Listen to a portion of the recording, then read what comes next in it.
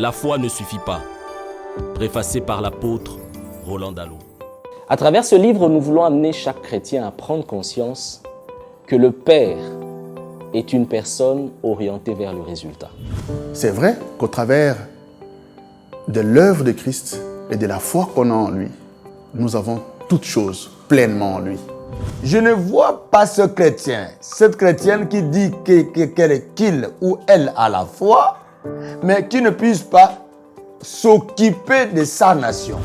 Il n'y a pas de valeur plus puissante que celle qu'on retrouve dans la foi chrétienne. Ce livre va servir de pont entre la matérialisation de ces œuvres que produisent la foi et la foi elle-même reçue. Ce livre touche à toutes les questions de la vie sociale. Il est venu pour les pauvres. L'Esprit du Seigneur est sur moi car il m'a oint pour apporter la bonne nouvelle aux pauvres. Le pauvre, c'est celui qui vit avec moins de $2 par jour. Ils ne veulent pas ajouter à la foi la connaissance.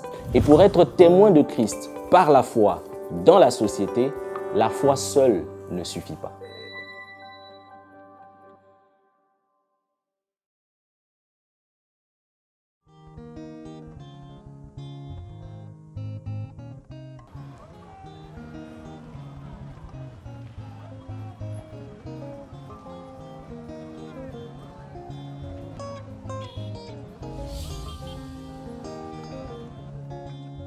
La foi ne suffit pas est un projet de longue haleine.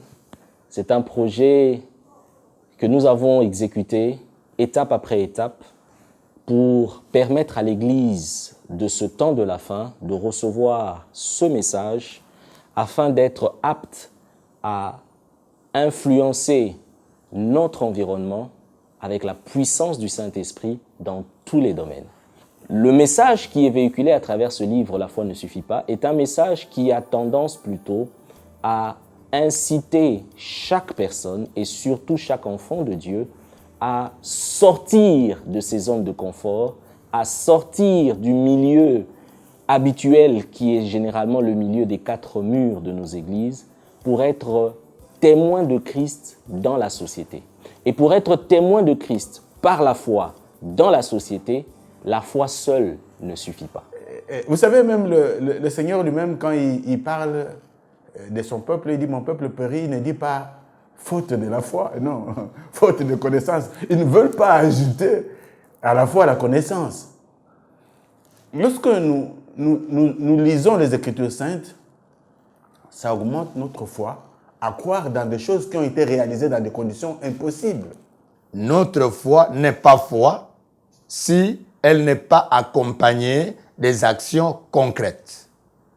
Une foi sans œuvre est morte. Et c'est justement ce que cet ouvrage est en train de nous dire. Ne parlons pas de la foi si nous n'avons pas des œuvres qui l'accompagnent. Ça ne sert à rien. En tant qu'enfants de Dieu, en tant que chrétiens, nous recevons constamment des enseignements qui nourrissent notre foi. Mais il est d'une chose que de recevoir ces enseignements, il en est une autre que de produire ou de matérialiser toutes les leçons, tous les enseignements reçus par rapport à la foi. Donc je pense que ce livre va servir de pont entre la matérialisation de ces œuvres que produisent la foi et la foi elle-même reçue. Mais plusieurs des personnes que nous abordons, que nous avons évangélisées, qui grandissent dans la foi, vivent parfois ce qu'ils peuvent considérer comme, je mets ça entre guillemets, une contradiction entre toutes les promesses qui leur sont apportées par l'Évangile et la réalité de leur vie au quotidien.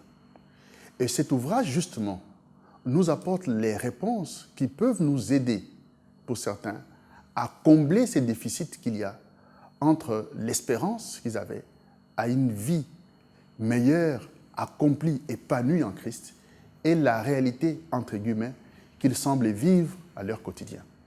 Et lorsque ce livre dit « La foi ne suffit pas », ce livre voudrait donc nous amener de considérer toutes les vertus que Dieu voudrait que nous puissions avoir, posséder, mettre en pratique, pour que nous puissions vivre ce salut total et global que Jésus-Christ a accompli pour chacun de nous.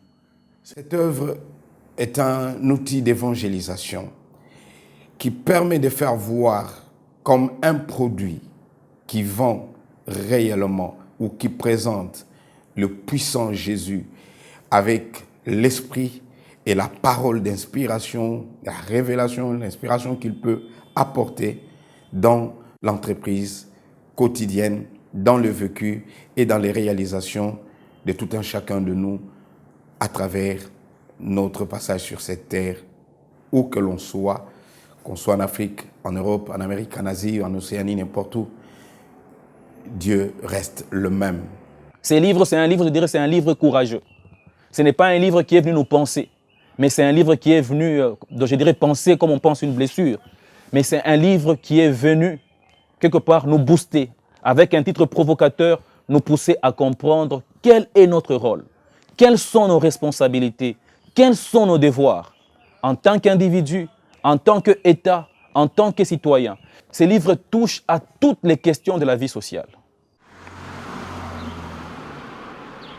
La foi ne suffit pas et le résultat d'une observation, une observation qui s'étale sur 25 années de marche avec Dieu, une observation qui s'est déroulée à plusieurs endroits dans le monde et avec différentes personnes ayant des backgrounds aussi divers et variés. Le Seigneur, nous le savons, revient très bientôt.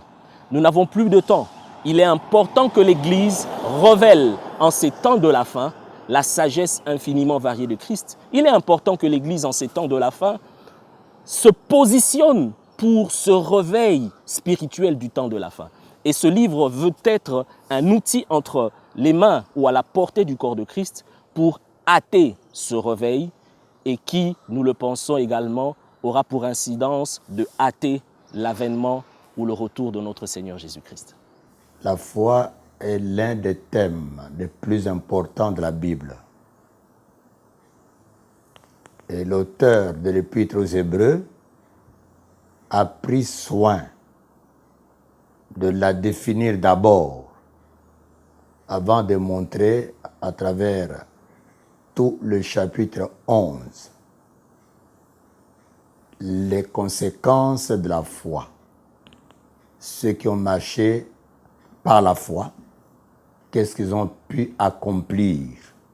Je suis passé par des épreuves, moi, où un pont devrait être jeté, mais là, les ingénieurs qui allaient n'étaient pas chrétiens, ils ont connu une guerre terrible avec le chef coutumier du coin. Parce que lui, l'absence du pont faisait un bénéfice pour lui. Voyez, il permettait que les véhicules qui venaient du côté des Bandundu s'arrêtent à la rive gauche et ceux qui venaient du côté du Chikapa s'arrêtent à la rive droite. Et toutes les marchandises devraient être donc transbordées par des pirogues qui amenaient d'une rive à l'autre. Et lui, il avait toutes ces pirogues avec lui, ça lui faisait de l'argent. Donc un pont arrêtait son affaire. Mais il ne voyait pas le mal qu'il rendait à toute une génération ou à toute sa population. J'ai fait comprendre aux gens, moi, que je pouvais aller sur les lieux et rendre possible ce projet. Je suis allé avec la foi, parce que je me disais que celui qui était à moi était plus fort que celui qui était dans le monde, mais je suis allé avec ma connaissance, parce que les deux ont joué. On a réussi à déjouer le chef coutumier qui nous a attaqués, mais Dieu a permis que aucun de ces coups fourrés ne nous attaque. Ce qui a fait qu'au finish, l'étude a été faite. Aujourd'hui, le pont est là. Dans le livre de Jacques, chapitre 2, le verset 17 et 18 dit ceci. Il en est ainsi de la foi. Si elle n'a pas les œuvres, elle est morte en elle-même. Mais quelqu'un dira, toi, tu as la foi, et moi, j'ai les œuvres. Montre-moi ta foi sans les œuvres, et moi, je te montrerai la foi par mes œuvres. Lorsque j'introduis par ces passages, je me fais l'obligation de faire observer quelque chose de très important. Aujourd'hui, pour les personnes averties, toute sociétés, organisations, même les entreprises à travers le monde, ils fondent leurs actions sur des valeurs. Avec l'avantage de cette foi que nous avons après avoir rencontré Jésus-Christ, je puis dire que effectivement, il n'y a pas de valeurs plus puissantes que celles qu'on retrouve dans la foi chrétienne.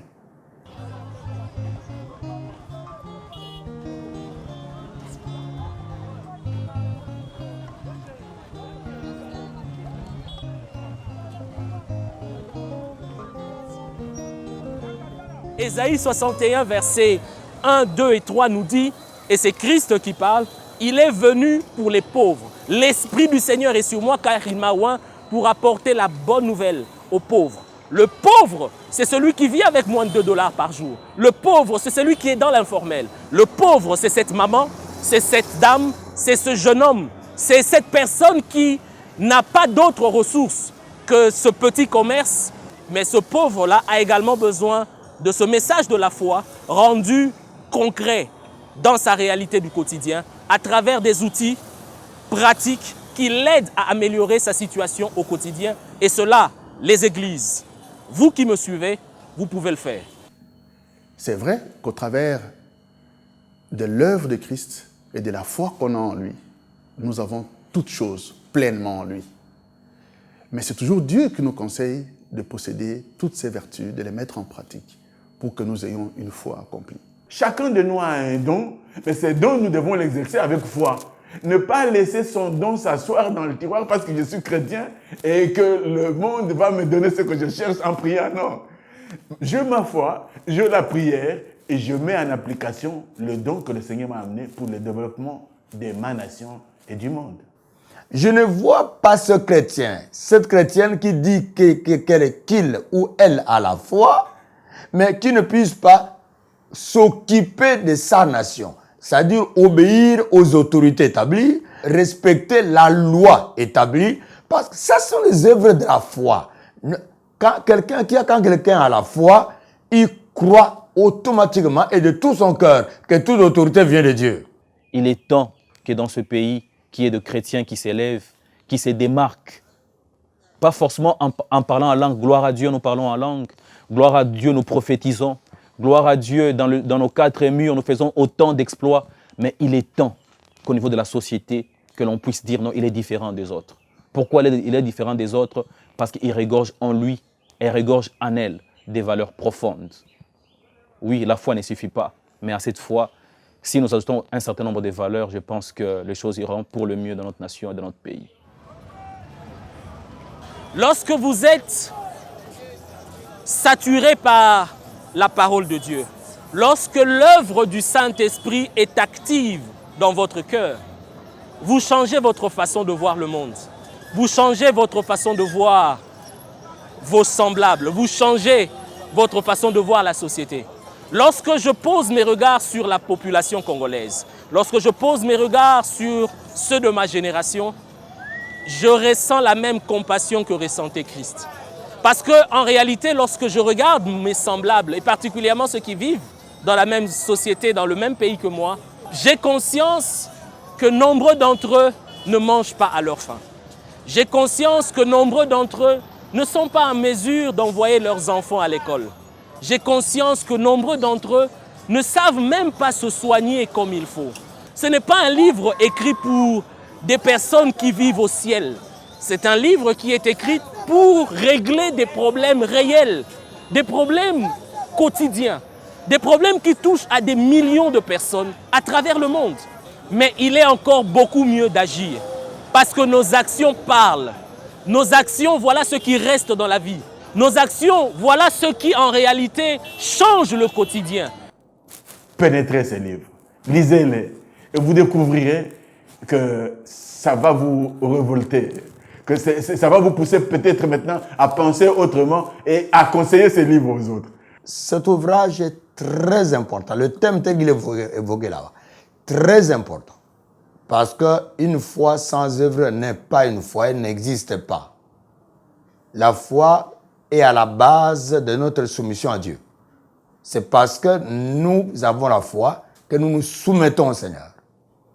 La foi est à la base de notre crainte de l'Éternel.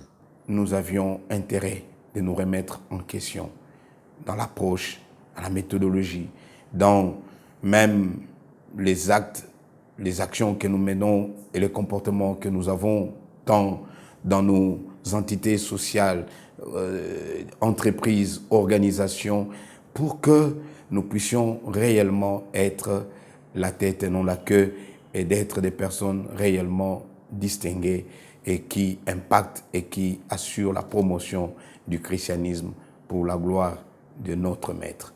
À travers ce livre, nous voulons amener chaque chrétien à prendre conscience que le Père est une personne orientée vers le résultat. Le Père est une personne très rigoureuse quand il s'agit de la foi. Au point où Jacques pouvait dire, si vous n'avez pas les œuvres, à quoi cela sert-il de clamer que vous avez la foi? En réalité, quand nous parlons des œuvres, il s'agit des résultats de notre foi. Et en cette matière, il est important que l'Église de ce temps de la fin prenne conscience que le Père est un être qui tient au résultat. Le Père est un être qui n'est pas dans les généralités. C'est un être qui est dans la précision. Je vais vous donner un exemple. Nous sommes chacun en train de marcher par la foi. Mais est-ce que nous savons qu'à la fin des temps, chacun de nous devra rendre des comptes sur la manière dont il aura marché? La Bible nous dit que dans cette parabole des talents que Christ raconte, il y avait 3 personnes à qui il avait remis à chacun des talents.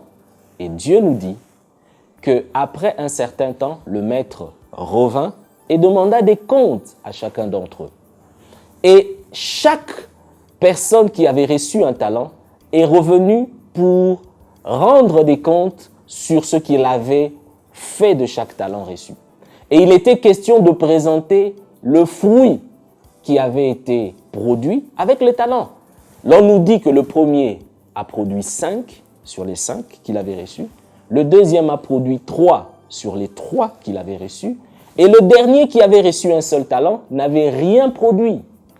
Que des chrétiens qui ont reçu des talents. Que des chrétiens qui ont reçu beaucoup, mais qui produisent rien ou très peu.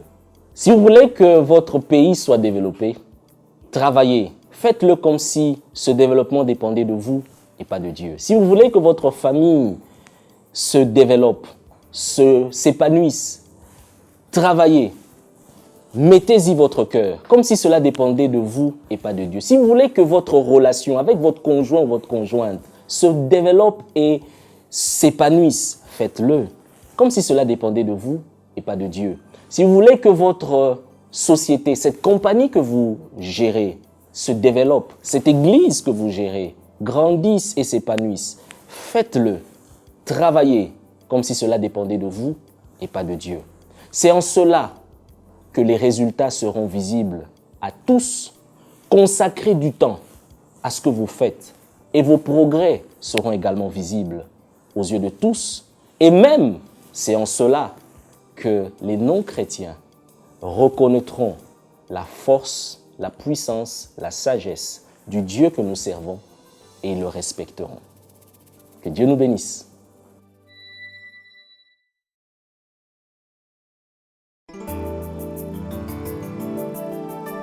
La foi ne suffit pas.